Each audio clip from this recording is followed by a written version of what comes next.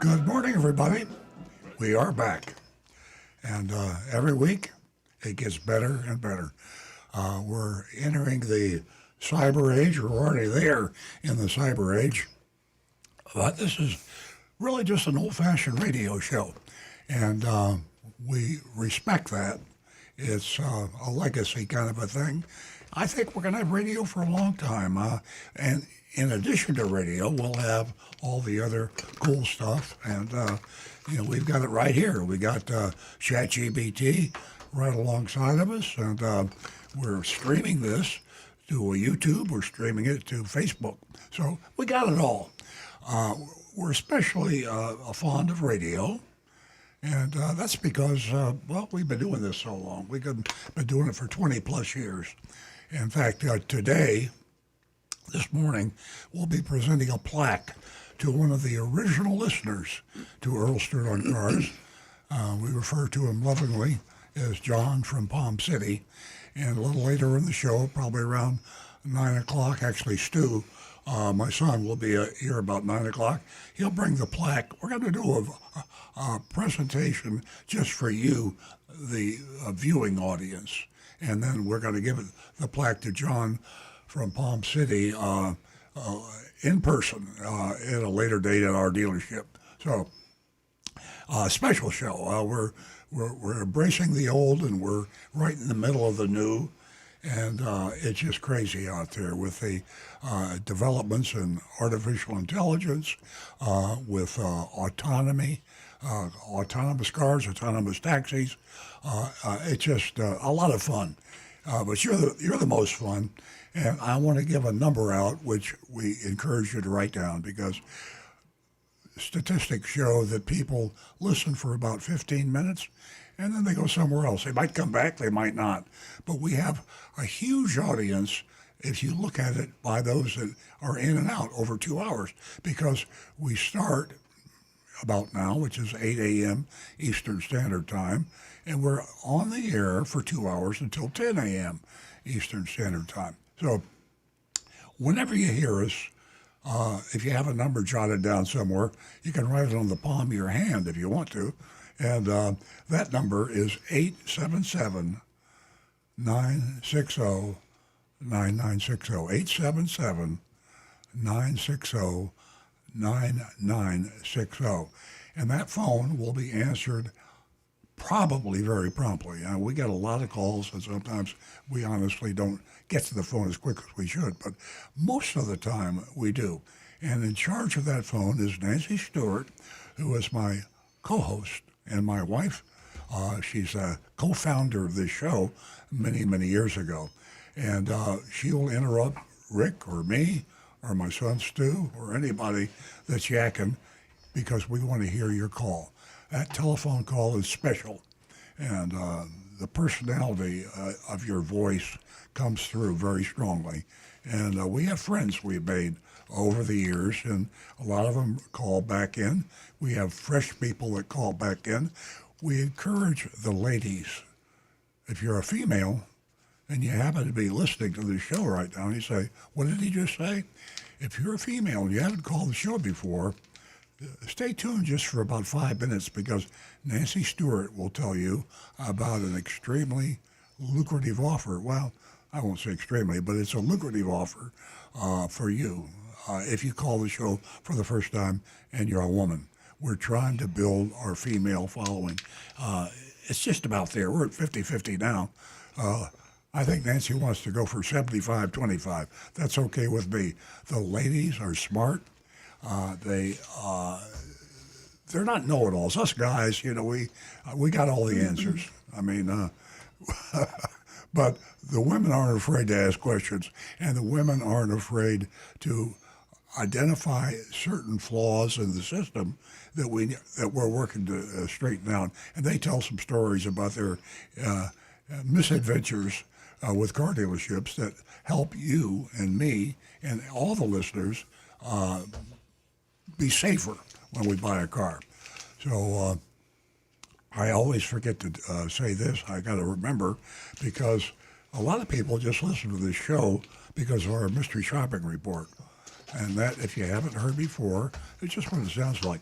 a mystery shopping report. We sent an undercover agent. Her name is Agent Lightning. That's her, code name.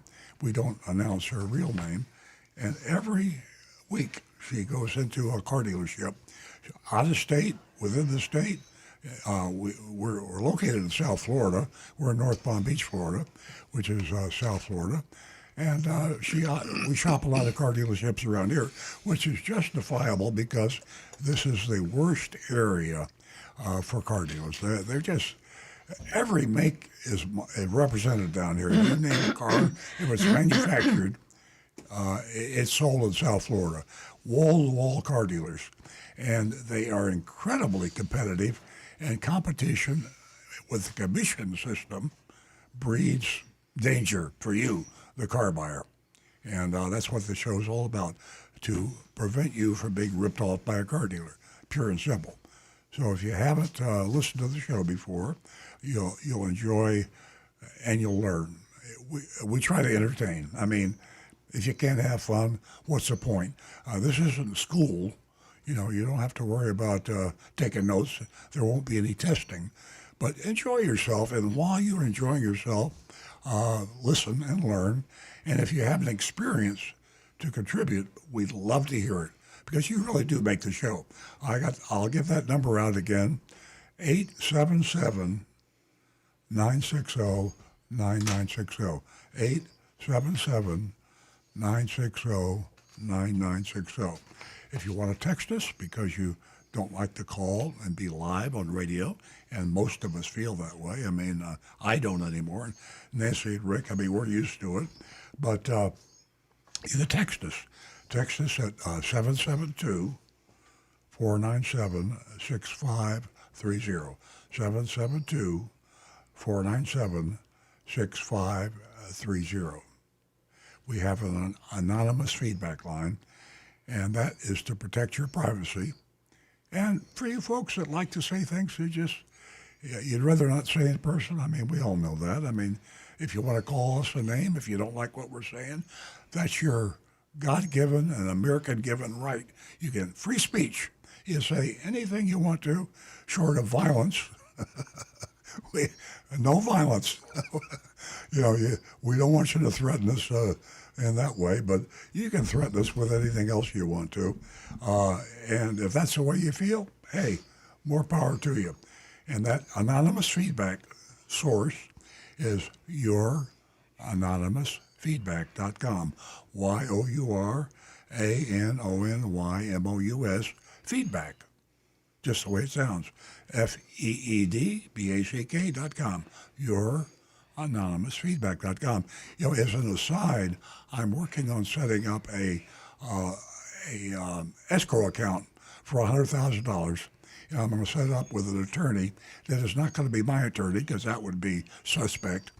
We will have an attorney set up an escrow fund of $1,000 payable to anyone that can prove that we revealed your identity. Anonymous feedback. First of all, we don't know your identity, because the link we use is a company called Incognito, and their guarantee is that if you subscribe to this, they'll provide this link that we cannot find out. So when we get whatever you call a message on youranonymousfeedback.com, we don't know who you are. But if I'm lying to you, and you can show me that we are lying to you, you'll get $100,000. That's about as far as we could go to encourage you, if you don't want to be heard and identified. Car dealers, car salespeople, employees of dealerships that we mystery shop. A lot of you out there are going to say, boy, that guy, I'd like to give him a piece of my mind. But if I'm afraid if I do, I'll have problems. You won't have problems. You're anonymousfeedback.com. Write it down.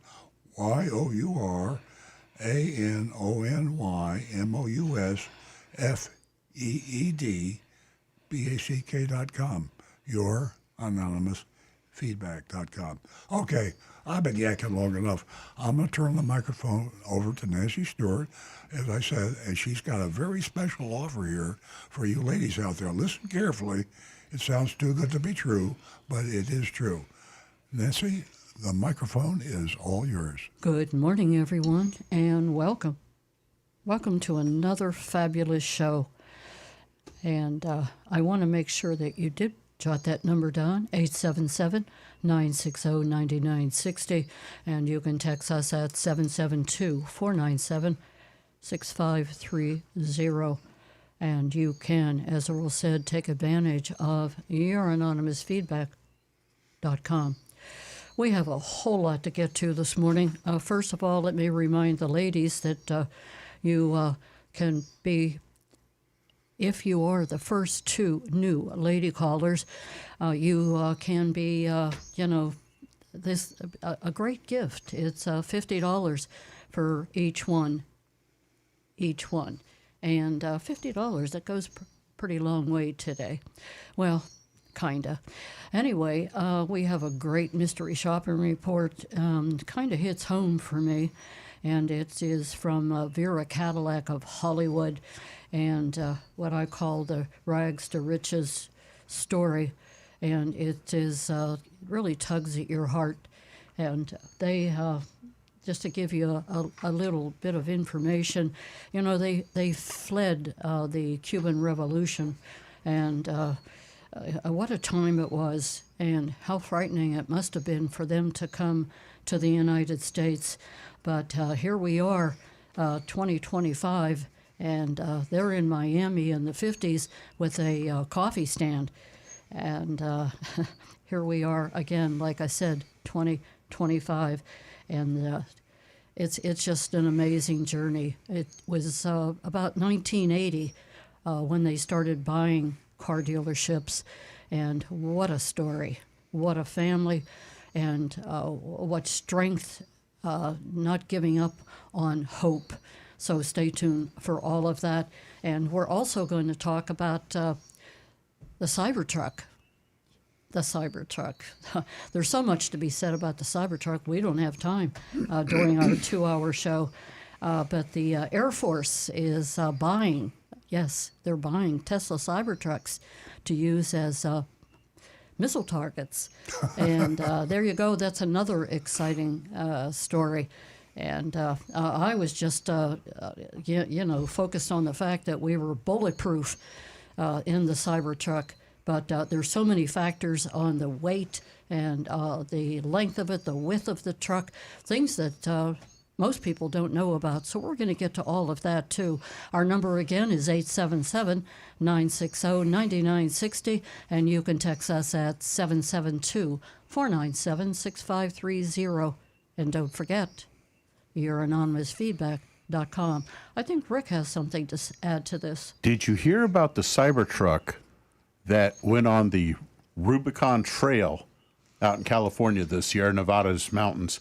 It's a Jeep trail, an off-road trail, and the truck unfortunately got stuck and it went into shutdown mode in the middle of the trail, and it took them 2 days before they could actually get it moved so that they didn't have a choke point there, and they got it moved off to the side. And it was there for almost a week before they could get it towed back out of the mountains. What is it? What is shutdown mode? It basically, apparently something happened, and the system just literally shut off, and they had no internet access at that point there to try to get the truck restarted. Oh. So apparently, for some reason, the computers decided, nope, we're turning off, and you've got to get to a dealership to have this thing, to a Tesla place to have it restarted. Yeah, that voice that you're listening to is Rick Kearney, which I missed announcing this morning, which is stupid to me because he really is the most interesting part of the show. We, Nancy and I, tend to get excited about the crazy stuff that goes on with the car business, but the nuts and bolts of the show are still with I got to fix my car. And we can talk about electric vehicles. We can talk about autonomous vehicles, and they're fun to talk about. But most of us are driving just ordinary cars, and when I say that, combustion engine, hybrid, a lot of hybrids, electric vehicles, very, very few. autonomous vehicles, practically none. So we're talking to millions of people out there that would have a potential problem. And the reason Rick is so important is the guy is he's a certified diagnostic master technician. He's been doing this most of his life. He has stayed on top of his trade, which is difficult because what we looked at 25 years ago as being a car, and what we look at 25 years hence today is not a car anymore. It's a computer. So he's gone from coils and pistons and transmissions to cyber vehicles, which are autonomous in some cases, electric in a lot of cases, and he can still tell you how to fix them, whether it's got a carburetor or it's got a battery. And it's not easy. I mean, he spends a good amount of his time in school because the technology is faster than a speeding bullet. I mean, if you haven't checked in the past week, you're behind on the way technology is literally exploding. So you call Rick at 877-960-9960. That's 877-960-9960. Or YouTube is the really, he's got a following, a whole bunch of folks on YouTube, youtube.com/ReloadCars, youtube.com/ReloadCars, an intelligent group of guys mainly. Do you have any gals there? Quite a few, actually. Oh, really? That's great. So he's got gals and guys that really follow him, and you got a couple calls coming in now? Well, as a matter of fact, Donovan Lewis, Our star. the guy is, Donovan, one of these days we got to meet because, man, I want to talk with you because this guy is incredible. But he says the Cybertruck got stuck on the trail because the owner did not properly charge the truck and he used it for camping. And the owner spoke out about it and said it's really his own fault. He didn't manage the power properly or leave with a 100% charge before he got up there. See, this is the reason I love Donovan. When Rick was talking about the Cybertruck, and that was a news article, and he was repeating what he read, but the anti-electric vehicle, the anti-Tesla, it's almost like politics. You can almost tell whether you like electric vehicles or not by who you vote for. So it becomes a political issue. We try to deal with facts here. I mean, whether you're a Republican, a Democrat, whether you're an independent, whether you're a liberal, whether you're a conservative, we don't care. We just talk about vehicles. And for some reason, people are really down on electric vehicles and autonomous vehicles and the Cybertruck because it's like an in-your-face kind of a vehicle. Because when you look at a Cybertruck, it's like waving the flag saying, here is an autonomous electric vehicle and it's ugly. What are you going to do about it? And that's the reason they get us attacked. But yeah, we got the fact from Donovan. It wasn't the vehicle. It was the dumb driver that let his battery expire in the middle of the desert.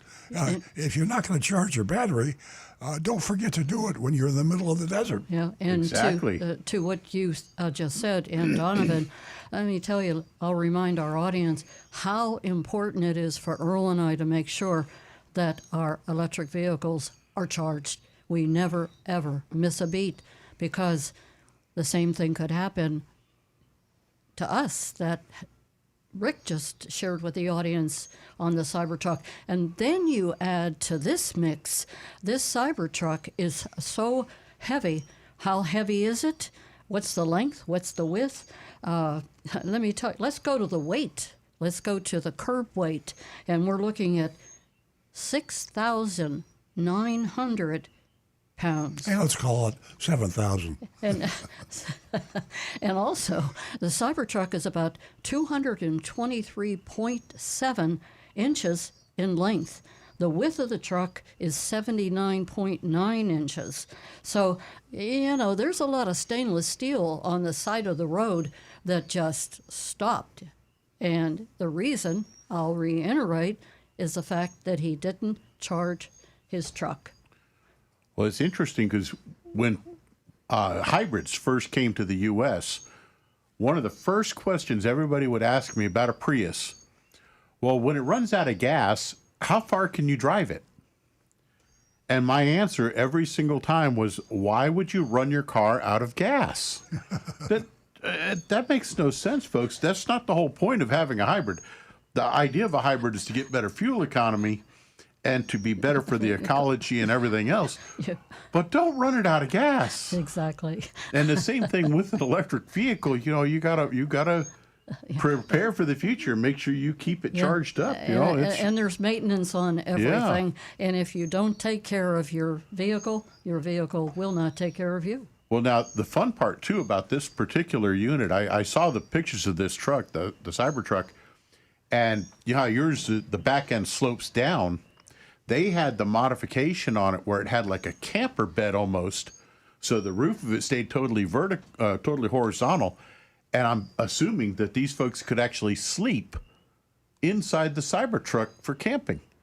I mean, that's versatility. I love that. Yeah. Okay, this isn't Earl's story multifunctional. on Cybertrucks. So Okay. let's, Let me get. I just love the technology is all. You know, Yeah. it's so I get it's so carried away. interesting. It's so amazing. Things that I just didn't know. Okay, folks. Again, 877-960-9960. Text us at 772-497-6530.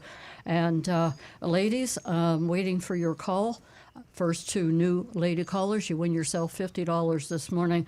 So take advantage of that. We're going to be on the air for the next 2 hours. We're going to go right to the phones where we have Bob waiting in Lake Park. Good morning, Bob. Welcome. Hey, Bob. Good morning, everyone. How's everybody today? I got a question for Rick. We're Good all morning, Rick. we're all Hello. Good morning. My AC compressor seized up on me on Thursday on my Mustang. The car's going to be 11 years old in December. It's only got 55,000 miles, so I took it over to the mechanic. I have somebody that works on it. Mm-hmm. And he said something about shrapnel. And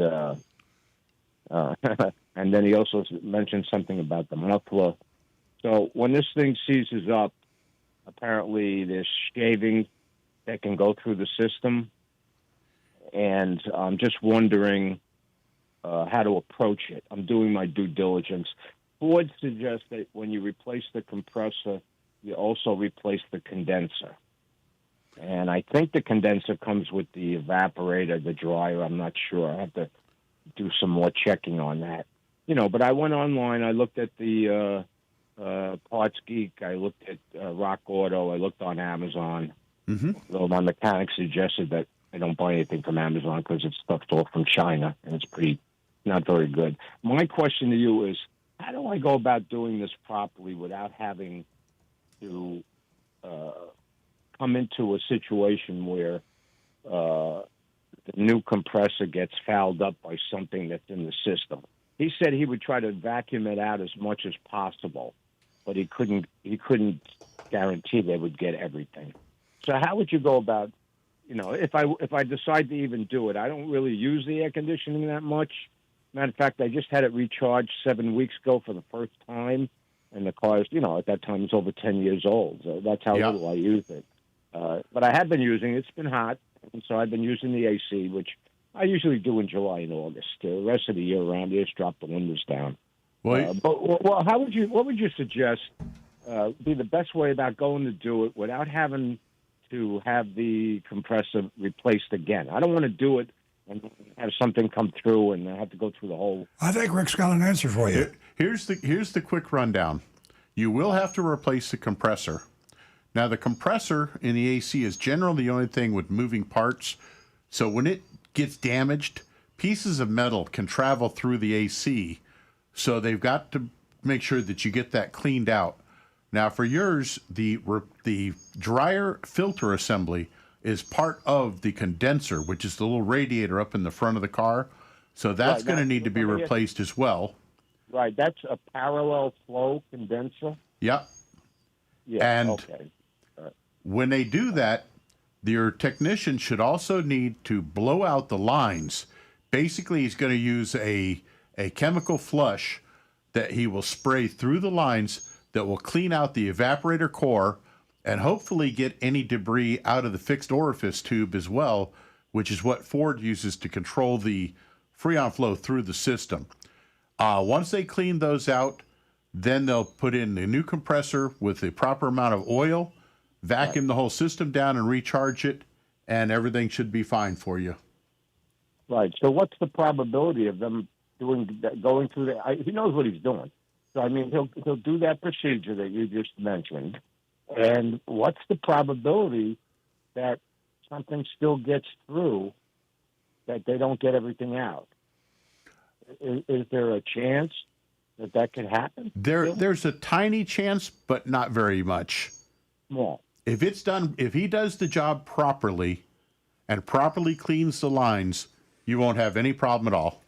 Oh, okay. I just wanted, I just don't want to. Now, I've replaced 1,000 compressors and blasted out these lines, and basically we use a high pressure air with this chemical so it washes everything out, and then we recharge the system properly with the new components, and you'll be just fine. Bob, let me ask you a question. You said something earlier that really caught my attention. You said you don't use your air conditioner very much, and here we are in South Florida. I believe you're down here with us. Yeah, I am. It's got to be, as we speak, 100 degrees outside. Do you just put the windows down? I mean, how do you not use your air conditioner when you live in South Florida? Well, I'm a retired professional golfer, so I'm outdoors all the time. So I'm acclimated to the heat. It doesn't really bother me. I'll be darned. This is a question for Rick. The fact that he doesn't use the air conditioner, can that work against him, or? No, not really, because air conditioning systems will naturally let the oil will go through the system, and even if you don't use it very much, if you only use it once or twice a month, even or 4 or 5 times a year, it's still going to be fine. I see. I mean, you got a lot of folks up in the northern states, Pacific Northwest, and areas like that, they don't run the AC much at all. True, yeah. Good point. I only use it in July and August, basically. Yeah. When I use it, and that's only if it's really oppressive. Yeah. But I'm used to the heat. I'm outdoors all the time, so it doesn't really bother. But I just want to make sure I don't have to, put something in there and then the new compressor gets fouled up, and I have to go through the whole process. I don't want to have to repeat the process. That's my only concern. So just replace the condenser and the compressor, and have them blow out the lines. Yep. Basically, that's what we're going to do. And the compressor would that comes with the. It wasn't quite clear. You can't buy. There's a couple of those sites that sell kits, but if you want the Motorcraft, which is more expensive, which is the OEM parts, you have to buy everything separately, and they're much more expensive. So I was thinking about maybe getting the kit, but it wasn't clear that the condenser came with the dryer. Would that all be together? Would you know when you buy something like that? Yeah. What they've done is they moved away from having a separate dryer, and the dryer is actually part of the condenser now. Okay. So that dryer unit with the filter, that's all part of the condenser. Right. Yeah. And doesn't that function also to capture when something? Wouldn't that capture a lot of the stuff that if some stuff that savings came off of that thing? Wouldn't that catch a lot of it? Yes. Any little tiny particles that are left in there will get caught by that, but you still want to clean it out really well, because if too much stuff gets caught in that filter, it can plug it up, and then your AC doesn't work until you get that replaced. But then you would only have to replace the condenser then, or just the dryer. Maybe. I don't know if you could. Well, the dryer filter, some of them you can't get that separate. You have to replace the condenser itself. Right. Now, when he was saying something about the muffler, what was he talking about? Total different system. That's talking about the exhaust on the car. So if you have how would the shrapnel get in there? It wouldn't. There's no correlation between the two. unless there's some part on Ford ACs that they're referring to as a muffler, but I've never heard that. Well, it surprised me when he said the shrapnel would go all over. I said, and then he said something about the muffler. I thought the way he expressed it, I thought that somehow some of the shavings could get into the exhaust system, but I'm not quite sure how that would happen. He may be using that term like for the fixed orifice tube or some other part on the condenser. Just using different terminology is all. Right. Okay. All right. Well, thank you very much for your help. You're welcome, Bob. I appreciate it, and I hope everybody has a wonderful day. And I'm waiting for Stu to come back. Thank you. He'll be in this morning. Bob, Okay, thank you so much for the call. Thanks Please so stay much. in touch. Thank you. Our number Have here a is great day. 877-960-9960. You can text us at 772-99. Oh, I just forgot the number. Did you doze off? Not a chance. I don't have time. 9960. Thank you. And our text number is 772-497-6530. That's what happens when you take and you have it in your memory bank, but then all of a sudden you have that fog. Ladies, you know that, in the auto industry, for these crazy people that are in charge, that's the old boys club, I call it, they're making a financial mistake. They really need to recognize the ladies and their impact on the auto industry, because for the dealers to ignore that, it's a financial disaster. So please, ladies, give us a call this morning at 877-09-9667. And you can also win yourself $50 this morning, the first two new lady callers. We're going to go to Roger. Roger is calling us from, he's calling us from Green Acres. Welcome. How are you, Roger? I'm very good. Good morning. Good morning. How is everybody? We're great. My question today is about my son and I have been working on his car. It's a Dodge Charger 2010. But before we move over to that, I just wanted to back up. I called quite a few weeks ago regarding my Nissan Quest. I don't know if you remember the question, Rick. It was about me starting it up in the morning and driving from point A to B, and it drives perfect, and then it starts up, and you go from B to C, it starts up, and when I get to point D, it won't start up for 45 minutes. I don't know if you remember us talking about it. Mm-hmm. Yep. So I replaced all kinds of parts, ran all kinds of diagnostics, and finally I reasoned out that it might be a filter that was causing the problem, but I don't understand what heating up would have to do with that. But anyhow, I found out that the fuel pump for the Nissan Quest, it's a 2017, the fuel filter is built into the fuel pump. So I went ahead and bit the bullet and bought the fuel pump because there's quite a bit of work exchanging those things. Mm-hmm. And I replaced it, solved the problem. I haven't had any issues since, and I thought I would share that. Excellent. That's great news. Yeah. But, sometimes when you're fixing a car, you reason out all the different components, you take a chance and buy it, and sometimes it solves the problem. Okay, getting back to Process the Dodge of Charger. Elimination, yeah. Yeah. If your parts cost $5, $10, $15, you have no problems. But when they start talking $200, you begin thinking, should I really do it or not? Absolutely. I hear you. Yeah. Where did you buy that part, out of curiosity? Where did you buy it? This particular part, I bought it from, I got it through Amazon. Yeah. Oh. The reason I ask is a previous caller mentioned Rock Auto, and I haven't mentioned their name recently, but they are very, very good. I tend to get hung up on Amazon. They're great, but rockauto.com has got every part ever imagined by anybody with a car.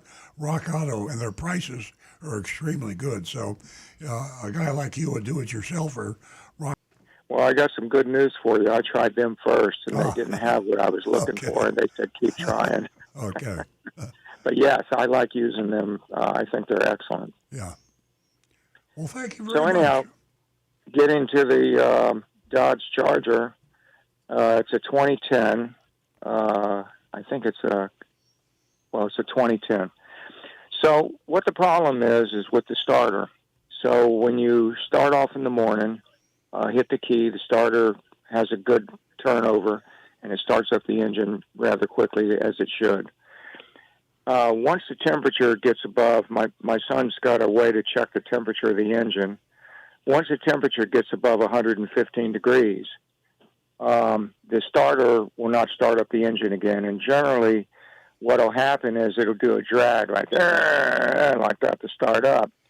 So the first thing you generally think of, well, maybe the battery just don't have the charging strength to turn over the starter. So we replaced the battery. We got a brand new battery. And it's very consistent. After you drive the car and the temperature goes up, it will not start until the temperature drops below that 115 degrees. So we took the starter out and took it to one of these auto parts houses where they could run diagnostics on the starter, and they said the starter was fine. So we cleaned up all the connections and everything, and put it back in the engine, and it worked for about 2 weeks. Now it's back to the same situation it is. So I guess the $1 million question I got for Rick is, do you think that that's actually the starter itself from the heat of the engine being so close to the starter? You've got two possibilities there. Either the starter motor, when it gets hot, is breaking down, losing its the power, basically. As it heats up, it's getting resistance in the circuits, so you're not getting that electric force to turn that starter motor properly. Or, now I hate to put it this way, but there is a potential that when your engine is getting hot, it may make the engine more difficult to turn. However, I would think you would see a lot of other symptoms if that were the case. So myself as a mechanic, the first thing I'd be doing is I'd be putting a new starter in there. Okay. I think you've solved the real question is, should I go ahead and give that a try or not? And I guess we finally reached that point. And I just wanted to get a little confirmation. Well, the fact that when you cleaned up the contacts and everything and you had it out and it worked better for a couple weeks, that almost tells me, yeah, it's that starter motor. And what's happening is maybe the windings are starting to break down, or maybe the contacts for the solenoid, when it pulls in the solenoid to turn on the big current to turn that motor, maybe those contacts aren't any good anymore, and it's starting to lose its connection. Because back in the day, back in the 90s and 2000s, we used to be able to take Toyota starters out and replace just the contacts in them for like $20 worth of parts, as opposed to a $400 starter. And then they changed the design and made it, no, you can't do that anymore. And kind of aggravated me because I could get a lot more labor to put those contacts in and still save the customer a lot of money. And it made that starter just fine again for years and years and years. And it was a win-win all the way around. But Toyota didn't like it because they weren't selling those $400 starters. So they changed it to where you can't service it. And then they started charging $600 for the new starter. Oh, my God. Yeah, it's big corporations just destroying us little people all the way around. But, yeah, it's I would start with a new starter. Go through Rock Auto or Amazon, and as long as you stick with a good known name brand, you'll be just fine with that. Okay, thank you very much. And enjoyed. By the way, I really enjoyed that air conditioning talk you had just before I got on. That was very educational. Thank you, Roger. All right, have a great day. Thank Roger. you. I have to say that Rick and all of his information he shares week in and week out. And by the way, that's free information. And it goes without saying that it's no wonder that Rick is at the top of his game, and that now that mechanics are recognized as being at the top of their profession. For what? honesty, and transparency. And Rick is a leader of the pack. Give us a call toll free this morning at 877 960 9960. You can also text us at 772 497 6530. Ladies, you're running out of time. Give us a call toll free. Win yourself $50, the first two lady callers. We're going to go to Barry. Barry's a regular caller from Tampa. Good morning, Barry. Good morning.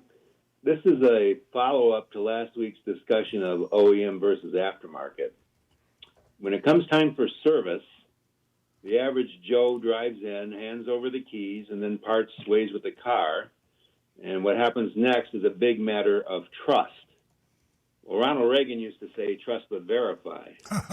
So what's the best way for customers to verify that a shop has used quality parts and fluids as opposed to cheap junk, especially if the good stuff has been requested specifically up front?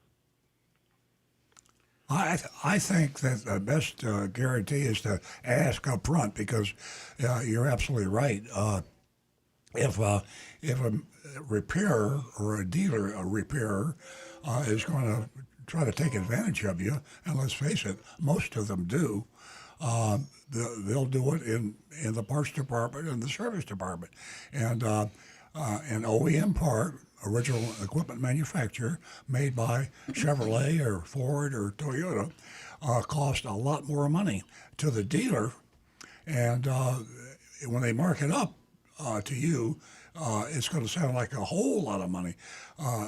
I'm not saying that dealers do this. I mean, some do, but how many, I don't know. But they could buy remanufactured parts. They could buy aftermarket parts. They will shop around for the lowest price part. Now, there's nothing wrong with buying a lower price part if the quality is there. So if I were a customer and I were going into any car dealership, I would ask them if they are using original equipment manufacturer parts. And that way, that's not to say they can't lie to you and do it anyway, but it compounds the felony. In other words, if they put that on your repair order and saying these are original equipment manufacturing parts, they are really in serious trouble if they try to cheat. Okay. What do you think about getting an itemized estimate? Does that help kind of spell it out better? Or? Absolutely. That's in Florida, and I don't know about all the other states, but in Florida, you have the right to ask for an itemized estimate, and they cannot exceed that estimate by more than 10%. So if for no other reason to protect yourself, get that estimate, and including in that estimate, as you mentioned, the parts, and find out if they're going to be used, the oil. I mean, anything that goes into your car. If they want to use another oil or another transmission fluid or another part, let them make their case as to why. And if they make their case and say the warranty is just as good, the parts just as good, and we're going to save you the money over the original equipment part, then you can make that decision. You might want to say, look, I'll pay the extra money. I want an OEM part. But that discussion should take place whenever you're especially talking about a major repair. Okay. All right. And then one other thing before I let you go, and I think sometimes mechanics will probably take a dim view of this, but what about where the customer supplies the parts? That's usually a gray area depending on the shop. And the main reason being, the shop has to warranty the repair that they do. So as a technician, if I'm putting parts on a car and I'm saying, okay, the shop says this is warranted for 1 year, unlimited mileage, which is pretty much what most of them do. If we put that part on and we're warrantying that part, we know where that part came from and we know what the quality is. If you bring a part to us and we install it and that part fails, our shop didn't make any money on the part. And now if it fails, we have to replace that part for no charge. So we don't make any money then on that failure. And now, it hurts the technician and the shop. So that's why a lot of places will not install customer supplied parts, or if they do, they'll say, all right, but there's going to be no warranty on it because we don't know where it came from, and we're not going to get reimbursed by that parts company for the warranty labor to replace the new part.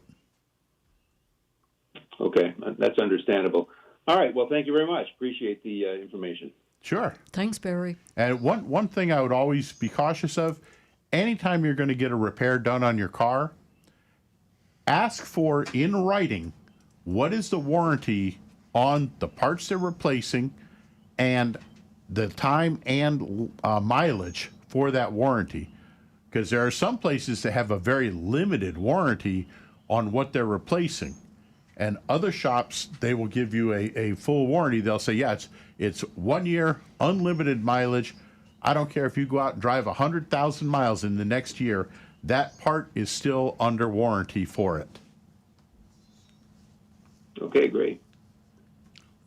Boy, Thank you great very much. information. And by the way, Stu is in the studio, Stu in and the house. Stu has the plaque for our very special listener, and Nancy can tell you all about that. Now, there's so much to say about John and his journey with us from the very beginning. And he has been so, shall I say, respectful, dedicated to his cause, and most of all, our cause. John from Palm City. That's the And- way we affectionately refer to him. Yeah, John from Palm City.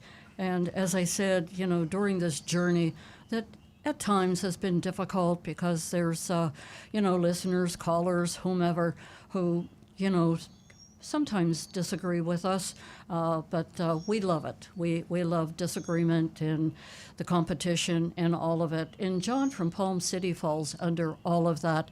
And with his information, from the past to right now, and representing us and pointing out our transparency and so much more, it just makes John from Palm City. Well, this plaque will speak for itself, and you can take a look at the beauty of this. And is this amazing? And we will present this to John at the dealership in due time. But this represents who John is. And I think Jonathan can get that up on the camera. Can you read, If he would. Can you read that? I will indeed. Do we have it, Jonathan? Very good. Okay. Presented to John Linhart. John from Palm City. This is from Earl and Nancy Stewart. In heartfelt recognition of your unwavering loyalty, insightful contributions, and decades of support for Earl Stewart on Cars, as one of our very finest callers and most faithful listeners, you have become a cherished member of our extended radio family. Your wisdom, encouragement, enthusiasm has helped shape our show into what it is today. With deep appreciation, Earl and Nancy Stewart. That was 20 some odd years ago when we were a half-hour show, and it was the reason we love John so much is that back in those days we didn't get very many calls. Nobody knew who we were or what we were doing, and John started calling, and it was kind of like planting the seed. And once he started calling, more people started calling, and he can sit right here and be part of the show because he does know a whole lot about what he's. When he calls, he's actually more of a contributor than a question asker because he knows one hell of a lot about cars.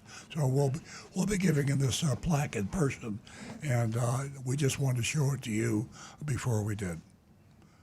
Okay, we're going to go to maybe some texts. We're going to go to your anonymous feedback, maybe to what Rick has over here, because we have a lull in the phone calls. 877-960-9960, or you can text us at 772-497-6530. Going to mention again, ladies, $50 First 2 new lady callers.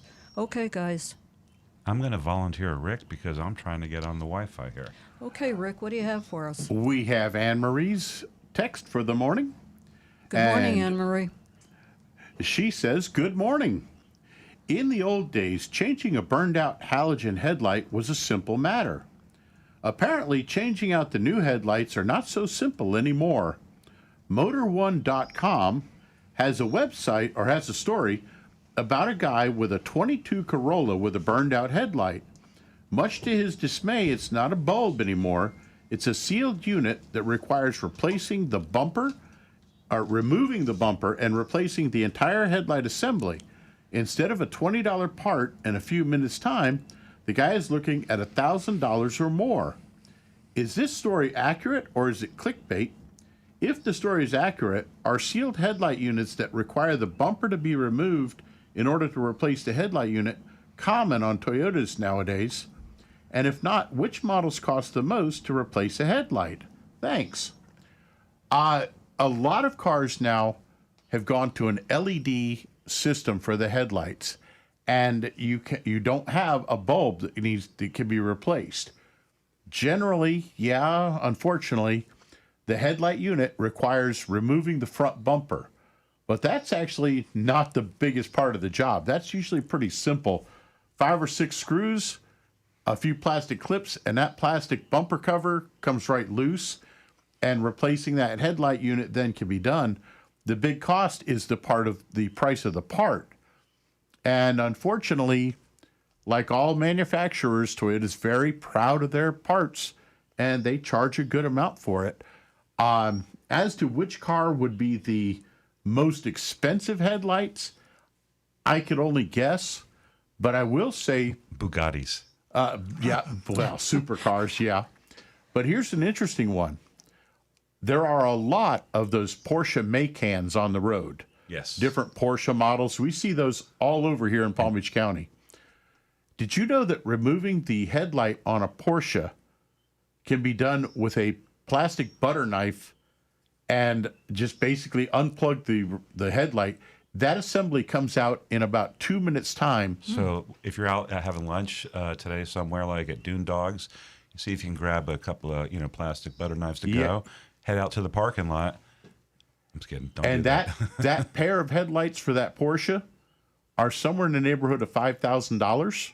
It's like they're four LEDs, right? Yeah, and it was one of these that went on Reddit just recently. A while back, I read this, that it is insane how simple it is to yank those headlights loose on a lot of cars, and they're big money.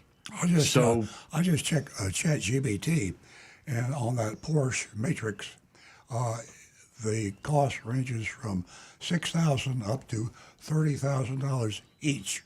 Wow. You better get some super glue in there. Interesting. And a quick note here from Donovan. He says, every car within 5 years will have this because Matrix LED lights are now legal in the U.S. It'll end up better for us all because you won't be blinded by the oncoming car because the headlights now are going to be adjustable. The computers will simply change the angle and the brightness of the headlights as it detects another car approaching. So it's a great evolution. Here's a surprise, and I love Anne Marie because of her questions.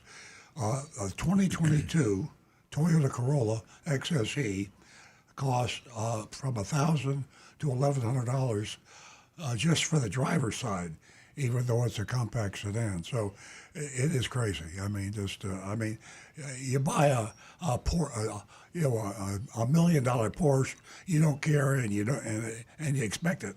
You buy a Corolla, and someone says, "Yeah, I'll replace that one headlight. It's going to cost you $1,100." I wouldn't want to be the one that told that person that it costs that much. Right.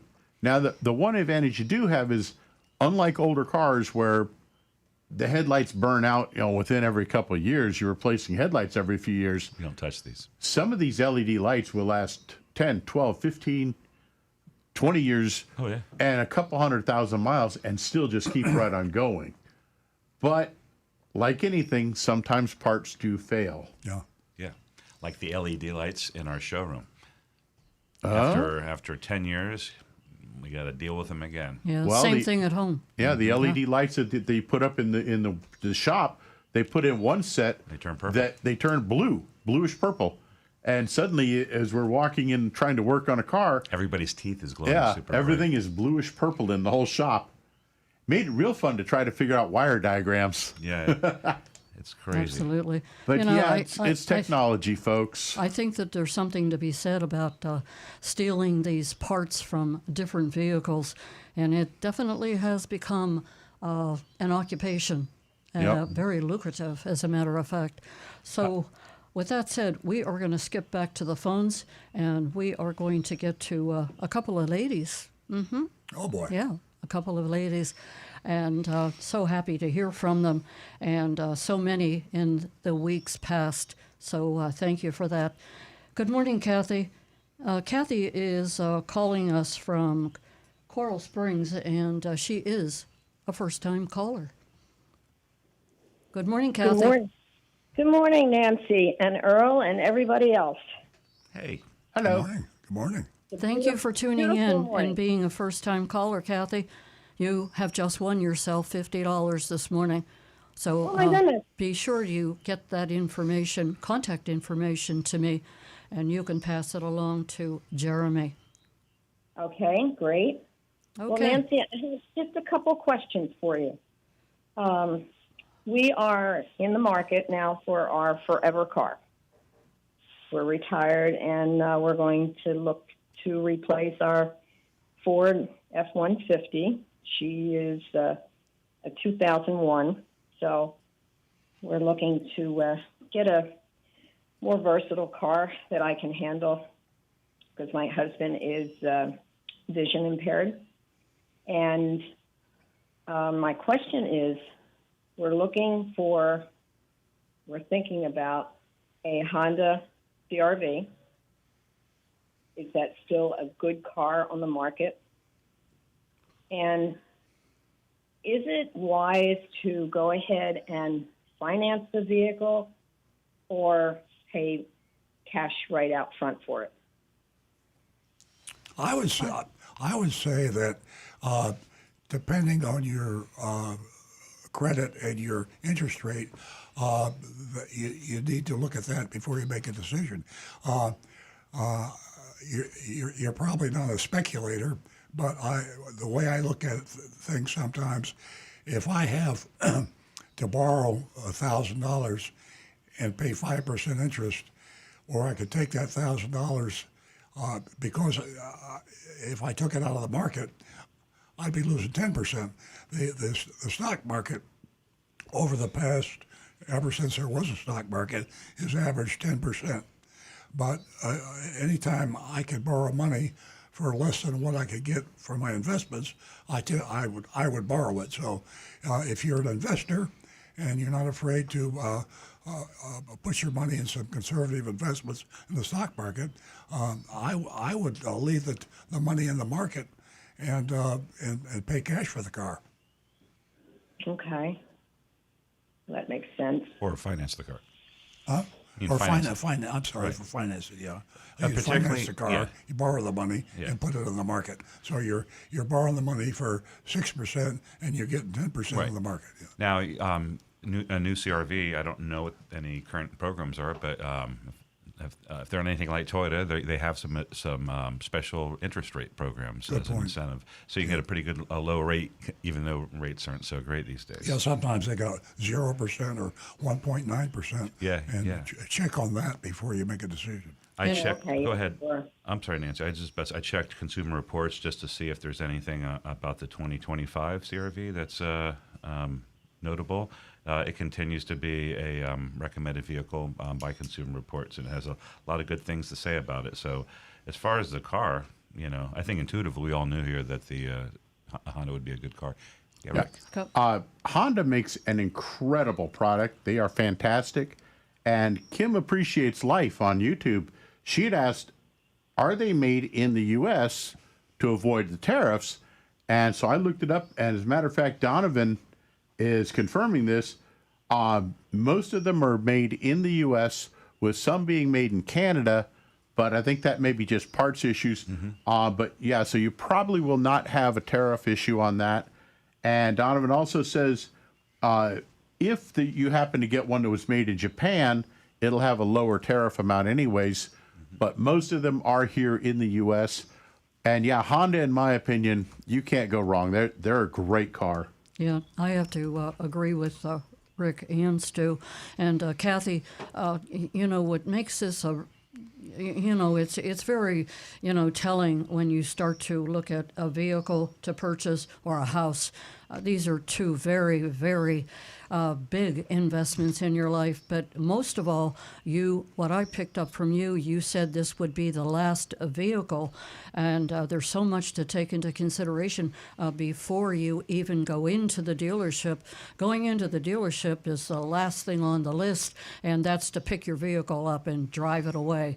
But it is just most important for you to do your homework before, all this takes place, and deciding not only, I think it's just the two of you that would be in this vehicle.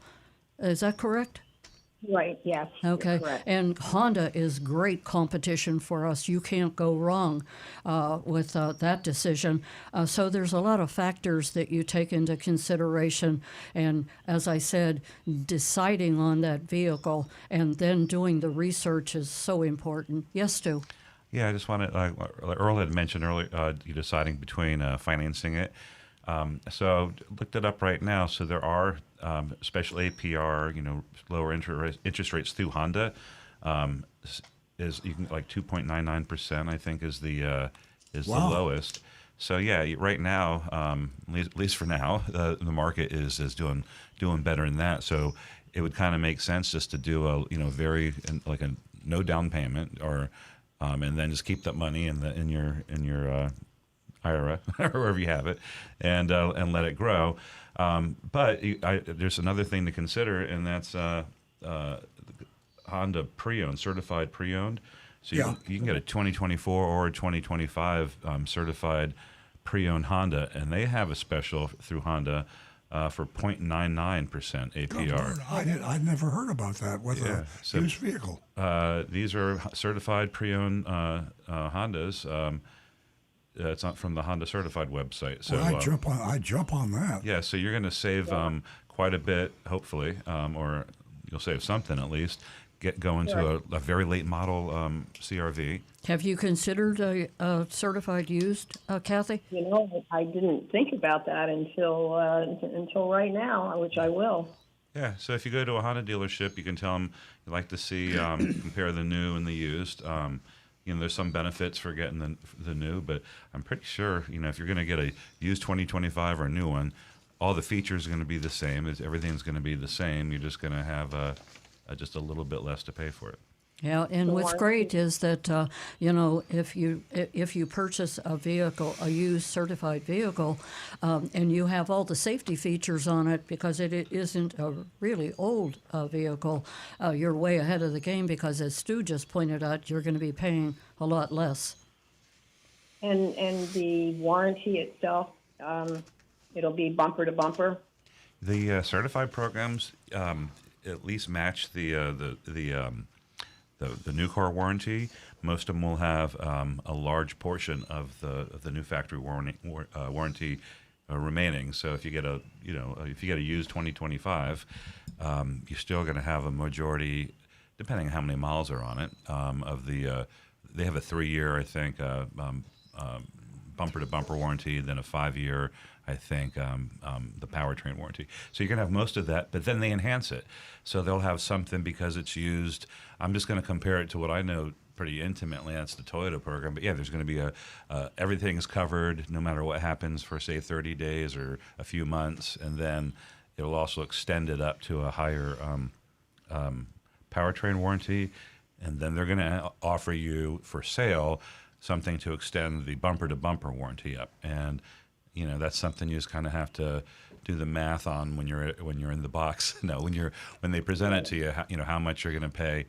I would look for one with low miles, and I think that's what you're going to find So it shouldn't be too hard. Yeah, you're going to be right in the driver's seat, Kathy. Whenever you take into consideration, personal lifestyle needs, comfort. There's so many things to do, as I said, as far as homework is concerned, in order for you to, purchase the right vehicle, again, that fits your personal lifestyle and your needs. Kathy, Sure. have we answered all of your questions? I just had one other one. When you were talking about headlights, it kind of sparked a question. Okay. A lot of the vehicles on the road today, as soon as you start your car, your lights come on. And those lights stay on. Is there a way that you can actually turn those headlights out when you're driving during the day? You really don't need them on. Well, basically the lights are on for safety, so it makes your car more visible to other vehicles. And there are two types of systems for that. One is automatic headlights, where when you look on the headlight switch, you'll see you've got a setting for parking lights, headlights, and then auto. And when you set it to auto, there's a light sensor up on the dash that will turn on your headlights for full power when it gets dark enough. So even if you get heavy rain clouds over you and it starts to rain, your headlights will normally come on, because lights on in the rain is a good safety factor. The other system is what's called daytime running lights, and they usually have a separate switch somewhere to turn those off if you want to. And what they are is, every time you start the car up, if your daytime running lights are on, your headlights will come on about half brightness, again for safety, so other drivers can see you easier. But with daytime running lights, normally your tail lights are not illuminated at all. So what happens, unfortunately, is a lot of folks will start the car up at night. They'll see, okay, I see light out there, my headlights are on, but it's actually just the daytime running lights, and they have no lights in the back of the car, which makes for a dangerous situation.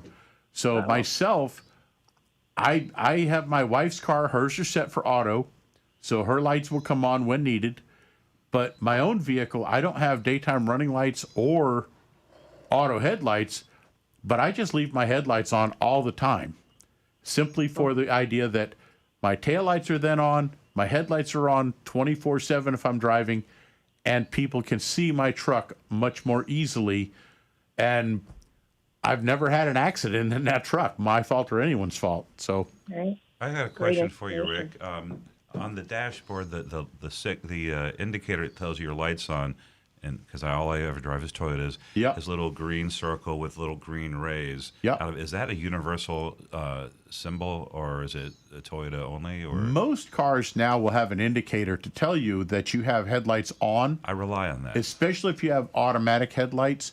They'll have that little indicator, which again, because it's green, obviously green is the universal symbol of On. This is a good thing. This is on. This is go. Because I keep mine in the automatic position, which I think is the easiest. I don't Yep. think about it. But occasionally it gets turned off accidentally. Yep. And I've noticed that, my lights are on, but they don't quite seem as bright as they normally do.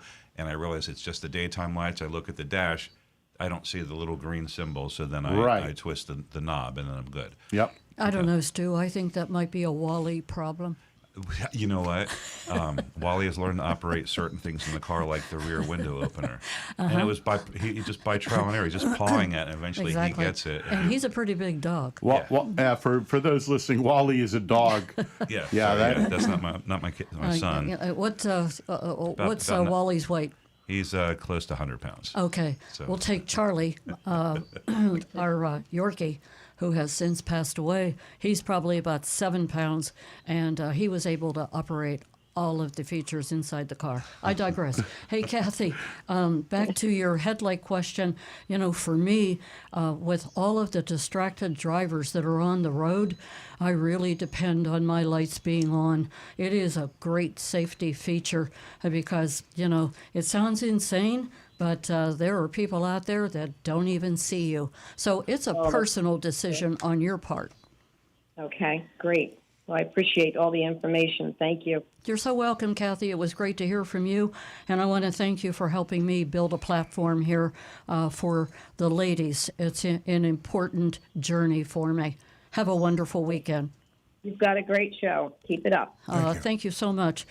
We are going to go to Mary, and she too is a first-time caller. And we welcome her from, I believe she's from West. Nope, she's from Delray. Good morning, Mary.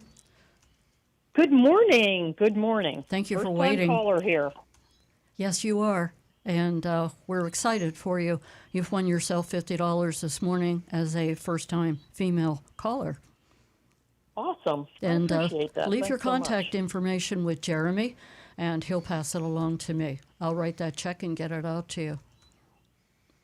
What can we Thank you do so for you? much. Oh, you're quite welcome. What can we do for you this morning?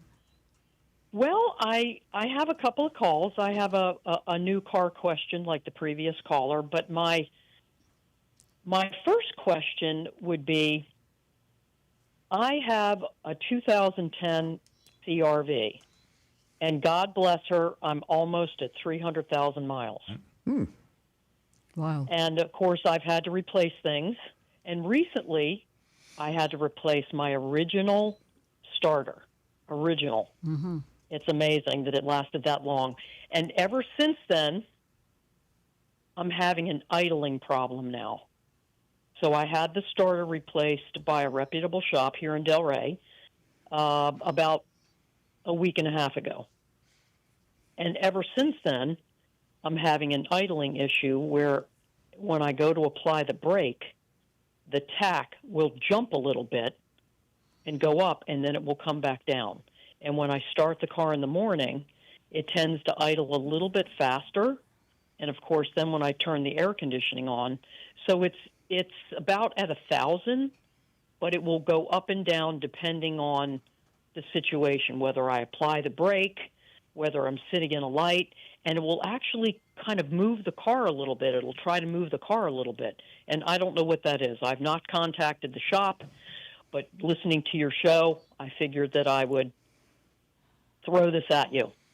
Okay. No check engine light, right? Well, I do have a check engine light, and it's been the catalytic converter. We all know that. But Okay. I'm going to get rid of the car, and I don't really want to replace that whole system. Right. I understand. Yep. But so your light stays on. The check engine light stays on. Yes. I would go back to that shop and ask them to pull the codes just to make sure that they might have like accidentally left a vacuum hose disconnected or something. Because it Okay. almost sounds like the car's got it's seeing an airflow, extra air into the engine maybe that might be causing this at times. There might be a vacuum line that in order to get down to the starter, sometimes you have to remove other parts. And if they accidentally forgot to put one of the little vacuum lines back on, or if maybe one of those hoses split just a little bit and they didn't notice it, that can cause a similar issue. So that would be showing a false check engine light when it was really something else. Right. Well, her check engine light was on already because of the catalytic converter. Well, that's what I mean. But there may be an additional code that now has shown up. Well, how do we know when the check engine light came on in the first place it was a catalytic converter? Well, apparently she'd already had Well- that tested before. How did you know, Correct. Mary? Well, I did have it checked because I think probably at about 150,000 miles, maybe. I can't remember exactly when the check engine light. And so I used to take it to Delray Honda, but I don't now. Mm-hmm. I can't really trust them. They've made a few mistakes and then did not Yeah. tell the truth about it. Oh, that's So- not good. Yeah. Yeah, that is not good. I had one recently too because the radio didn't work because of the starter issue, and I left the shop and I couldn't remember how to put the code in. Ah. You know, disconnecting the battery cable. Yep, I yep. had like a brain thing, and I couldn't remember how to do it. And I tried to take it into the shop, and they told me I needed a new radio. Oh, boy. Ah, It was crazy. No. Yeah, it was crazy. Crazy. But that's working now. good. Yeah. Yeah. And now the other possibility, sometimes when older cars, the throttle body in that will get a little gummed up with carbon over time. And what happens is the engine computer learns to adjust the settings for the engine by, over time. It takes time for it to learn those settings. And when you disconnect the battery, which is a safety first, you got to do that if you're going to replace the starter, the computer will forget those settings. So it has to start all over. So it may take it a little while to relearn those settings. But in a week and a half, it should have learned them by now. But it's due to how many, unless you've driven a lot of miles, it may just need some more time to learn those. So I would either stop back in at that shop and ask them just to double check and maybe pull the codes and make sure they don't have something else going on there. And if not, just drive it for a little longer and see what happens. Or you could even stop in like at a local AutoZone and ask them just to pull the codes. They'll do that for free. And do not let them sell you anything. Just say, I just want to know what the codes are and write them down. And if it's just a catalytic converter, then I wouldn't worry about it. I'd wait and see. And while we got you here, one of my YouTubers, Kim Appreciates Life, she's asking, would I please ask you, what's the name of the shop in Delray? She's one that she lives in that area, and I know she likes to know reputable, decent shops that she can take her cars to. Yeah, Mary, you would be helping so many ladies because it sure is a surprise to everyone, the number of ladies that are listening to you right now. And I do have to tell you, you sound like as if that you are an educated consumer. Congratulations on that. So, Mary, do you have an answer to Rick's question? I do. I have two shops after the conundrum at Delray Honda, and this is my third Honda. My original purpose was at Pompano Honda, which is now Hendrick Honda. So now I've gone to Delray because it's closest to where I live. So the two other private shops are Delray Auto Repair. And what's their location, their address? Delray. Their address is Federal Highway and George Bush. Okay. The other shop that I've been doing more work because they seem to be more people, more bays, is Flawless Auto. Flawless Auto. Okay. Yes, Flawless Auto. It's a little bit of a pickle getting into their shop because you have to go east to Linton and make a U-turn at Federal Highway and go back west and turn just over the railroad tracks, make a right turn, and it's tucked in back there. Okay. The name's kind of tough to find. Flawless Auto. Yeah, Flawless Auto, and they pride themselves as flawless repairs. To the directions you just shared with us, it's great that we have a, navigation system, the GPS that'll get us to our destination. It's amazing. Did you say that you have over 300,000 miles on your vehicle? No, I'm approaching 300,000, so I have a bet with my ex-husband that I'm not going to get to 300, but I'm going to. I'm going to get there. I put in some, I replaced the radiator in January and the starter now. To be honest, it's been a really good car. It's been, the other two Hondas were kind of lemons, but this has been a good one. And I needed, a bigger vehicle because I own a pet sitting company, so I needed to be able to transport pets from A to B. Yeah. What's her name, Mary? You refer to her as a she. I'm sorry, what? You love the car so much. I thought maybe you'd named her. Yes, she is. She is. Well, I don't want to. It could be a racial thing, but her name is the White Mama. Oh, there you go. Yeah, the White Mama, the godmother of cars. I tap the dashboard every morning when I start it up. I'm like, you and me, girl, we're getting old, but you're not there yet. Let's also, she's gonna be at the Honda CRV Rainbow Bridge at some point. Nice. Interesting. Also, hey, before Kim Rick says, goes on, let me repeat to everyone who's listening. That's Delray Auto Repair, and that is Flawless Auto, and that is Mary's recommendations. Rick. Yes. Kim says the third one in Delray is Eric's Wrench. ERIC. I've heard of them. I've not gone there. Yeah. Yes. It's another mouthful. But that's 3 different places. So, folks, if you're looking for a good shop in Delray Auto, Flawless Auto, and Eric's Wrench. Well, that's good information. Mary, thank you so much for that information. As I said, we have a lot of people listening, and it was great that you could share that information with us. Again, I'll repeat, that's a Delray Auto Repair. We've got Eric's Wrench, and we also have Flawless Auto, and they're all in Delray. Mary, thank you so much for sharing with us this morning. Do you have any other questions? Well, I do, because I'm thinking about new vehicles now. So I was listening to the previous caller. And I need something with the most ground clearance, obviously, because I deal with pets. People aren't home. If it floods, if we're having a weather thing, I have to be able to get there. Yep. Subaru has the most ground clearance, the Crosstrek, but I'm scared to death about this CVT transmission, and it seems like all of the car manufacturers use that except for Mazda. We like the CVT.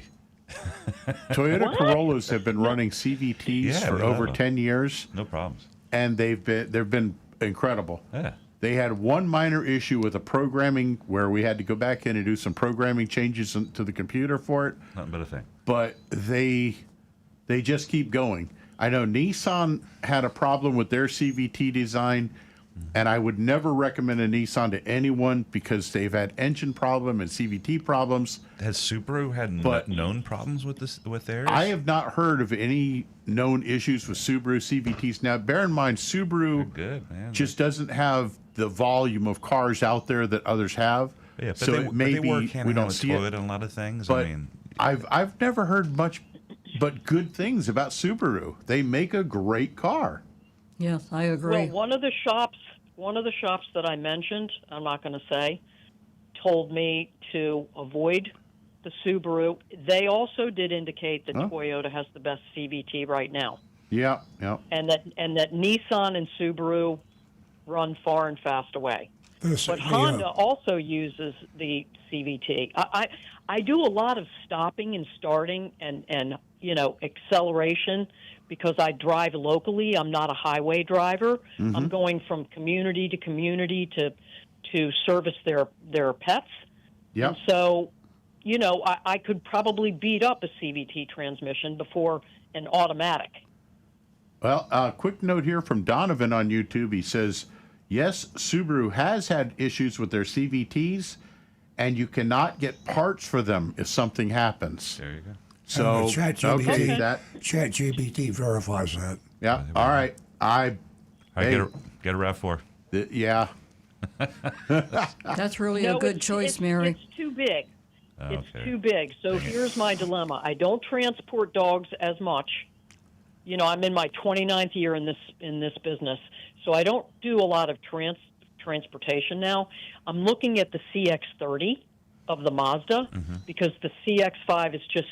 I don't want anything as big as my CR-V. I want to get a little smaller. Okay. So the CX-30 would accommodate you.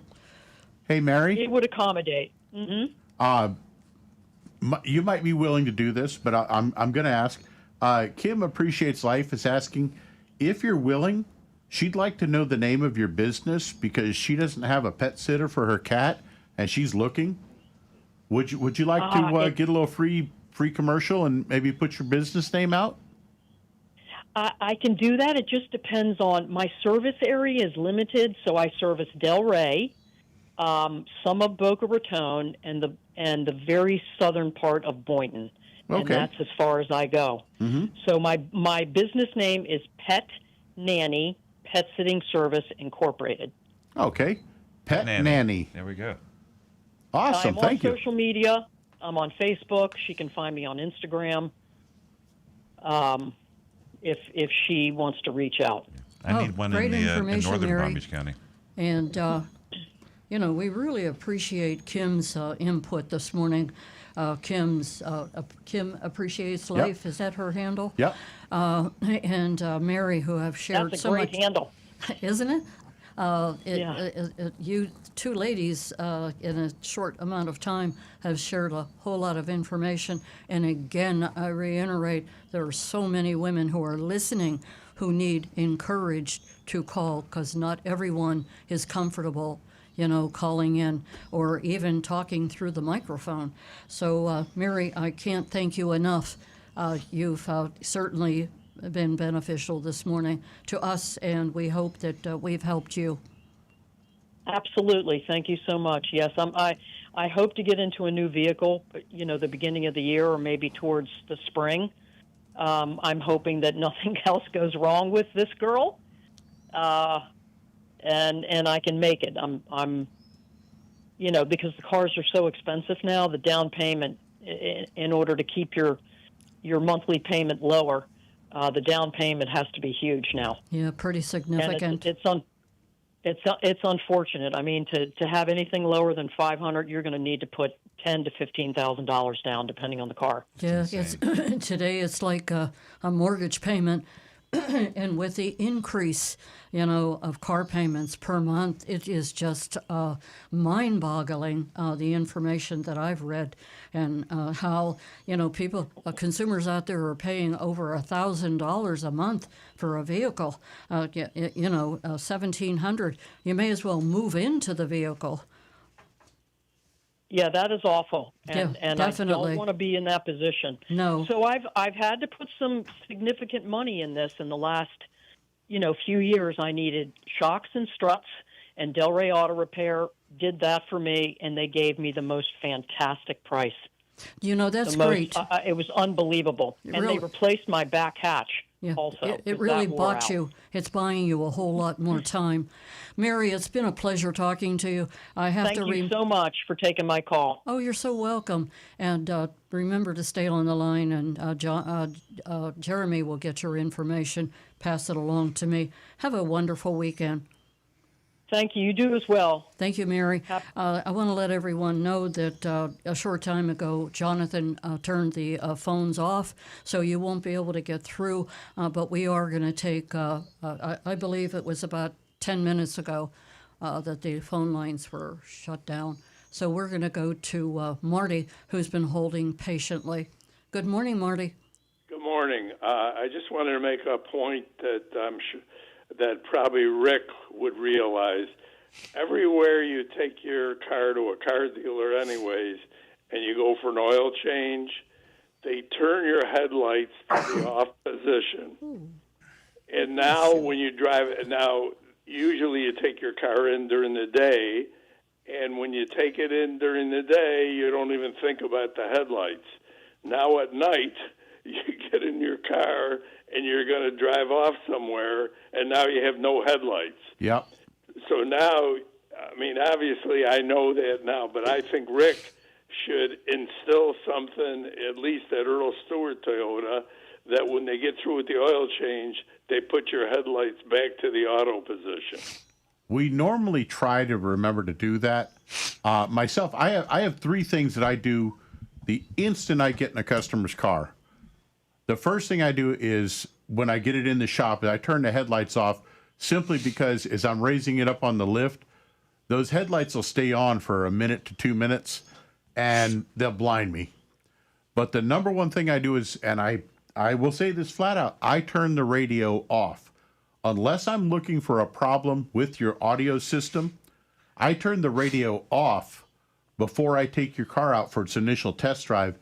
Because if there's some squeak or rattle or some noise that you may not even be aware of, I want to be able to hear it. So I have the radio off. I don't mess with the radios at all unless I'm looking for a problem with it. And the other thing I do is when I get your car in my bay, I drop the windows. Usually just the front two, but sometimes all of them. Simply because I've seen cars with aftermarket alarms that suddenly put the windows up and lock the doors, even with the key still in the car.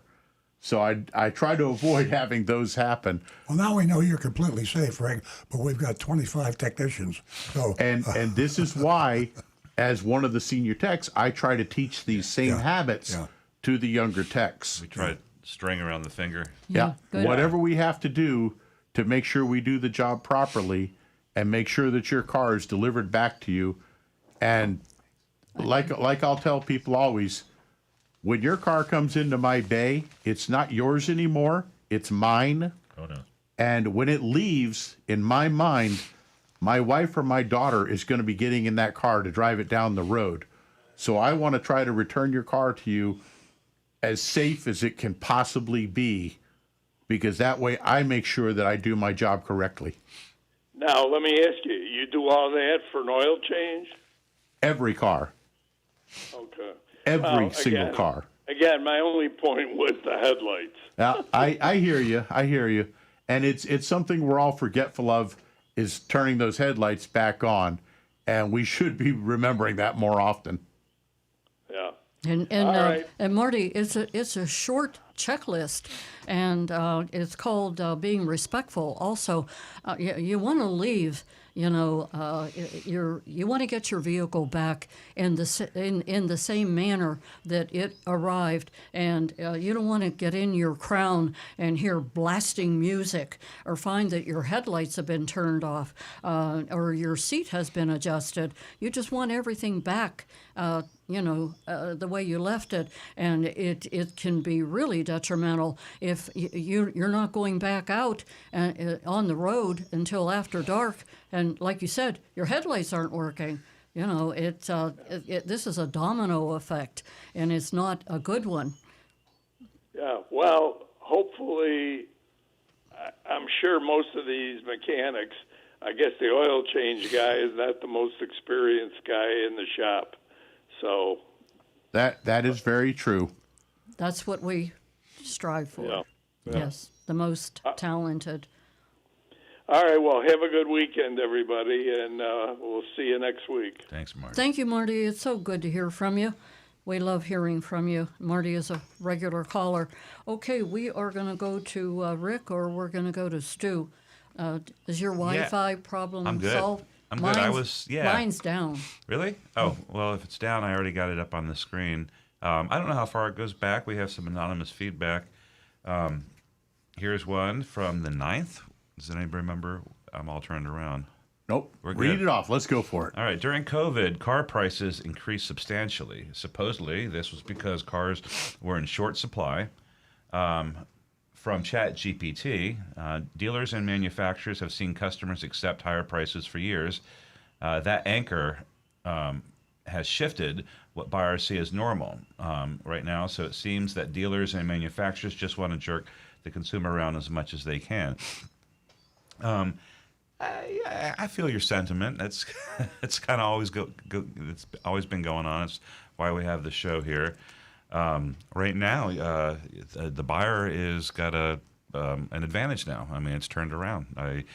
Dealers still are smart buyer. Yeah. Yeah, I mean, the dealers are still doing what they're going to do, and you're going to see in our shopping report today. I'm not going to give anything away, but things look good, things look bad. There's a culture out there, but right now. The dynamic is working against the dealers, so cars are getting discounted, and we'll see what happens. Next one, that is spam. We do get spam somehow in this anonymous feedback thing. Okay, from the 13th. Other than physical size, it never occurred to me that crash test dummies were male or female. In a crash, isn't it just physics of size and speed that matter? Now seatbelts and well, I guess you can say breasts on the air. That's where the departure comes in. And Earl and Nancy are much more well-versed in this, but I'm going to have to disagree with you substantially. Just the general proportions. The size of the crash test dummies were sized historically to male proportions, and weight distribution in a human body is different, whether you're a man or a woman. And this has been going on. It's for years, and only some manufacturers, I believe, have. It's amazing. I reported on this quite some time ago.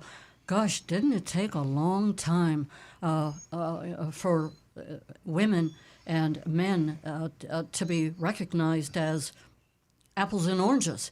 Mm-hmm. You simply can't say look at one person, and that's a guy. Where men and women are, like I said, it's apples and oranges.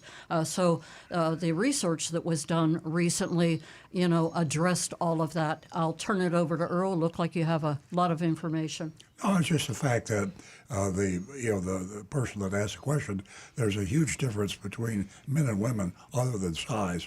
And if you stop to think about it, if you look at all the differences between that, and we love the difference that we have that, but I'm sure you do.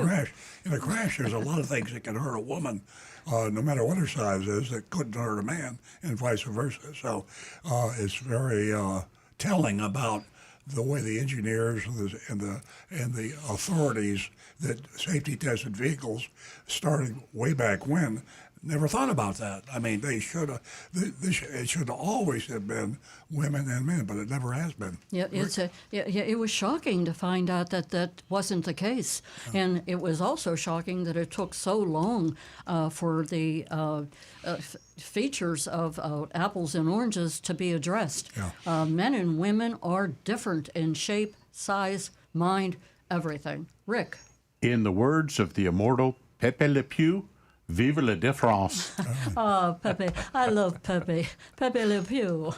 I haven't heard his name in a long time. Okay, Stu. I'm caught up on all the secret stuff. If you could pass the shopping report to me. I believe that Rick has passed that over in the beginning of the show. I want to take a minute again to thank Kim, who appreciates life. That's her handle, for participating in the show as she did. And I'm going to be reaching out to you later on today. Okay, Rick, go ahead. Every week, Kim is a regular here, and love her. Yeah, She's got great input. Yeah, failed to recognize Kim, and I love recognizing these strong, educated women. Well, I had a text earlier from Bob who said he included a link, and he called it the new Ford Model A for the EV world, and it's the Slate trucks that are coming out. Interesting. That are it's Jeff Bezos apparently sponsoring and supporting this. I confirmed on Google, they have got a factory that's an old printing shop apparently in Indiana, and these apparently are going to be on the road very soon. They've already had a lot of people pre-ordering, right? And basically what we're talking about is it's a pickup truck with a lot of accessories that you can purchase when you buy the truck, or even purchase afterwards to have added on. But the base price on this electric truck is going to be $30,000. Ooh, they're right there. They're there in the pocket. That is, right now the average Toyota Tacoma, which I love Tacomas. I've had a couple of them now. The average Tacoma starts at $35,000 for the base, and very quickly you're up over $55,000. A simple $30,000 EV truck. Y'all, when my old truck runs out, I may be looking at switching out of Toyota for me. I may go buy me a Slate. Be interesting model to see if other manufacturers making EVs do something similar, because you can have the entry. It's 941. It's 941. Yes, it is, and it is There's a mystery time. in the air. There's a mystery coming. It is time for the Mystery Shopping Report, and we'll continue with Rick next week. We're going to be going to Vera Cadillac in Hollywood, and your vote is extremely important. That vote you can go to 772-497-6530, and you can cast your vote. And you're going to hear about the Vera family, and this is a pretty special mystery shopping report in light of the history of the Vera family. Yeah, very, very cool. They're a Cuban family that came over during the crisis in Cuba in the 50s. In 1955, they fled Cuba, and they started a coffee stand in Miami. And they since acquired the Cadillac dealership and multiple other dealerships as other businesses. So kind of a cool story. I'd never heard of Vera Cadillac. And Either had I. did a little research. I on had to that. double check it wasn't a typo. I thought it was Vero Cadillac. So here we go. Speaking in the first person, as if I were Agent Lightning. I arrived late afternoon, was entering through the side door when I was greeted by a salesman named Nathan. He reached out, shook my hand, and handed me his business card. He asked, "Are you here to see anyone today?" I said, "You, if you could possibly help me figure out a price for a new Optiq." That's what I've been looking for. God bless you, Stu. Thank you.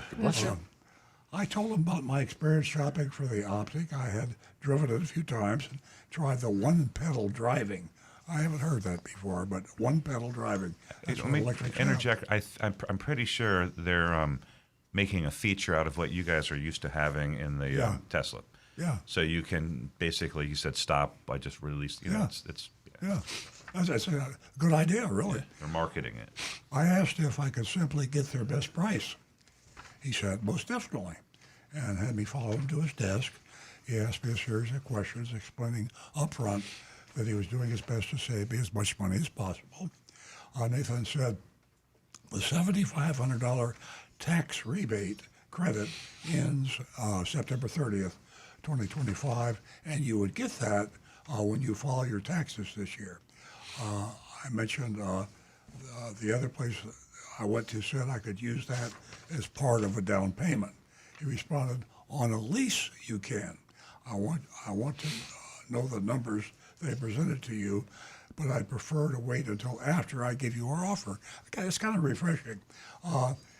He said, "I'm going to give you my best price, and afterwards, would you tell me their best price?" Which a lot better than saying, "I'm not going to give you a price until you Yeah. come back and tell me you're going to buy." I said, I like how you think." Then he added, "It sounds like you've already test driven it and are familiar with the one-pedal driving. We don't really need to go on a test drive, but I'm happy to do that first if you want." So no push there to go on a test drive. I said, "No, but once I know I'm moving forward, I want to drive the one I want before buying the actual car."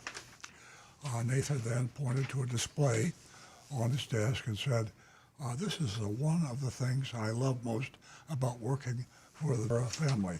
And I thought this was kind of cool. I'll hold it up. You folks streaming us, it's some of the things that they do that other dealers apparently in that market don't do. Kind of a family thing, and it fits into what they've done. He continued, "We can do everything online and then deliver the car to you when it's finalized." Now that's really cool. Any services we provide work the same. We'll pick up your car. Now remember, this is a Cadillac dealership, a luxury dealership. So you think about most dealerships don't do this, but Cadillac, Mercedes, luxury dealerships do. "We'll pick up your car and leave you a demo while we service yours." That's really good. Although with an electric car, there isn't a whole lot of service unless a major problem arises, and that's a true statement. We sat and discussed the entire time, making small talk, until he excused himself to get the numbers he printed for me to take out with me. Their top line was MSRP $58,913. They took off a discount of $4,713, and the Vera Cadillac price was $54,200. A lump sum of $2,089 was added to that price, labeled estimated registration and fees. Now this is where it gets a little smoky, to be used a kind word. In the fine print, it was revealed that the fees included $999 documentation fee, a $499 electronic filing fee, and $178.82, $178.82 for stamp tax. And that's a new name. We are talking about junk fee names, stamp tax. I don't like that. I believe one of the causes of the American Revolution. That was Stu's comment there. It is true. All of these were junk fees that had added another, I think it was actually $1,676.82 to the price. He then asked to see the numbers the other place I shopped had given me and was quite happy that he beat them on the price. He said the APR percentage is just a guesstimate. If your credit score is 740 or higher, the APR will likely be less than what's showing. I thanked him, and he walked me to the door. No pressure at all. It was a very nice shopping experience. So that's considering the location in the heart of Sodom and Gomorrah in South Florida. Given the fact it was a Cadillac dealership, and your luxury dealerships typically don't beat you to death like the mid-price and low-price car dealerships do. But there you have it. We need to vote. And, you can do that at 772-497-6530. And might I add to this mystery shopping report that families like Vera, Vera Automotive Group, well, they're blending tradition and the next gen retail, you might say, and that is so telling. And let me tell you what, they do have a number of dealerships that could go from Toyota, Honda, Hyundai, Kia, Ford, Chevrolet, and more. We don't have time to go on. So let's get the votes in, and let's see how you rate Vera Cadillac of Hollywood. Yeah, it's a separate story about the family, but it kind of tugs at my heartstrings too. It's kind of cool. They probably came over on a little bitty boat and climbed ashore and started a coffee shop on Southwest 21st Street, probably. Back during the big crisis back then in Yeah. 58. Yeah. You know, that's how. It was a tough time. Yep, and it is fleeing from Castro and Batistas, and transformative time. It was just amazing. You know, it gives me chills. This past week, I was investigating my background, or I should say, my grandmother and grandfather, Giuseppe and Brigida, and you know, you think about the Veras and you know the hope that they clung to, and they didn't give up, not for a second. Nor did my grandparents. They came from Palermo, Sicily, and they came to Ellis Island. And what did they do? They had, well, Earl calls it a big wooden house. I call it a small one. But that's where they started. And that was my foundation, along with my mother, my father, and my sister. And it gave us hope. And to, again, with the past and the future. And here we are. It's a good story. Yeah. That said, I'm giving the Veras an F. No, I'm just kidding. So, they're definitely better than where they are. I think they stand out. You know, because we talk about luxury dealerships, and I know Cadillac is technically one, but I'm just not sure anything really matters anymore. I mean, we've seen people get yanked around in BMW and Mercedes. Yeah. Maybe it's a quaint old notion that we're clinging to, but they did a little bit better. They came in with a nice discount. There wasn't any pressure. I'm not nuts about their worksheet, and we've seen this same style where it just kind of lumps all the fees together, and they also say they lump it with registration, so it gives it an air of legitimacy. Yeah. And then if you're not savvy enough to kind of look down the page and see what they're talking about, you might just say sure. Yeah. And you should have another opportunity at that point to say, let's talk about these add-ons, which are just junk fees. And you know, that's a good point, Stu, whenever you use the word savvy.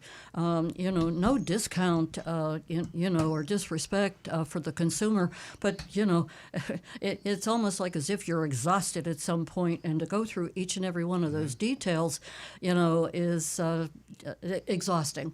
And what I would appreciate, and I don't want to belabor it, but just, the salesperson said some very honest sounding things like, I'd like to show you mine before you show me yours. That's an offer of trust. He's not afraid of his price, and that goes a long way. But if they had just said, here's your discount. Now, that discount is actually not quite that much because we're adding some fees in here. So effectively, you're not getting a $4,000 discount. You're getting a $2,000 discount, which is our price. It's all baked in. If they said something like that, then then there's more transparency. But my grade for them is a C plus. They're a step above South Florida, but they haven't quite reached the level of one of those special dealerships. Thank you, Stu. Okay. We're going to start with South Florida two-step. And he says, this is another difficult one. The salesman was super nice and was non-confrontational, but the junk fees. I'll go with a B minus. Mark Ryan says C minus. Tom Steckel says D. The ride was great until they hit the junk fee speed bump. $17.50 in junk fees plus fraudulent dock stamps. Luxury dealers should follow the JM Lexus model. Yeah. Andrew Plasinski says B for the V family. Brian Sidlatko says the final price was close to the MSRP. B. Tim Gilliland says junk fees influenced an otherwise good grade. B minus. Johnny Z. Fradley says C. And let's see here, we got Baby Boomer says B. And Andrew is asking, consider a shop on Starling GMC in Stewart. Starling. So now we will go to, let's see, Jonathan in Palm Coast says, as soon as the junk fees appear, I know the dealership is not reputable. Without hearing any more, I'll give this dealership a cold, hard D. The nice shopping experience saved them from an F. Bob in Maryland says it's a C for Vera Cadillac. And Roadrunner Steve says, the math ain't mathin'. I give him a C. Myself, again, the junk fees, it just put it in the price, folks, and just be done with it, like JM does. Right. Simple, straightforward. It's the junk fee two-step. I'm going to say a B minus because I don't like they just tack on those junk fees. Okay. Yeah, this, to correct one thing, JM Lexus does have a dealer fee, and and they don't include it in the advertised price. Like $199 or $299. It's like $499. It's getting up there. Been creeping up there a little bit, but otherwise we still give them a good score. And your grade? What was your grade? I'm going to go. I'm wavering between a B minus and a B. I'll go with a B minus. B minus. Okay. I'm a little, in between here. Everybody by now knows how I feel about fees. Name them whatever you want. They're just not a good thing. And transparency, it's something to behold. And I think it's a good way to do business. So for that, they would have gotten an A from me if it not were for the junk fees. And I give them a B. Digress here a little bit on why they do what they do. They're in the heart of a really rough and tumble competition. Very much. And assuming they were strictly honest, and they bought that Cadillac dealership, they would have had. How do you survive when your competition's advertising a price $2,000 less than yours? You're advertising your honest price. Your competition has hidden fees that they add on when they come in response to their advertisement. So if you want to survive, sometimes you have to play the game. So the vast majority do. It's a hard choice to make because to do it, you put yourself at a disadvantage. Oh, you can't hear me. I'm chilling out. You put yourself at a disadvantage competitively because you're going to have to put higher prices if you're going to be honest online. It's hard for the honest dealers. Yeah. So anyway, there are some dealerships that operate on transparency. And that generates business in their direction by just being honest. It makes up for not screwing the customer with all these fees. Rick is smiling at me. I just wondered if you wanted to ask Coach's opinion. No. Okay. Okay, that's No, Vera Cadillac. Coach is having a meltdown. He's not behaving himself. So until we get Yeah, and ChatGPT, he's in a is where we timeout. go. Yeah. And I've had problems with ChatGPT, which is extremely unusual from the moment I walked into the studio. Let me put this out here real quick. This here is about fees, and this is from a senator. And he says that as a longtime car dealer who has fought for decades to bring honesty and transparency to our industry, I vigorously oppose that's S as in Sam, B as in baby, 791, proposed legislation in California that would raise the cap on dealer documentation fees from $85 to $350, a cap of $350. So, Where's this? California? Yeah. California. 350. They're crazy out there. Okay, I think we're just about out of time. How about if you address the Russia? Excuse me, not Russia. They're selling to Russia, but how about the Air Force to buy the Teslas, the Tesla Cybertrucks? I think that's very funny. Are we going to have to get a machine gun? Yeah.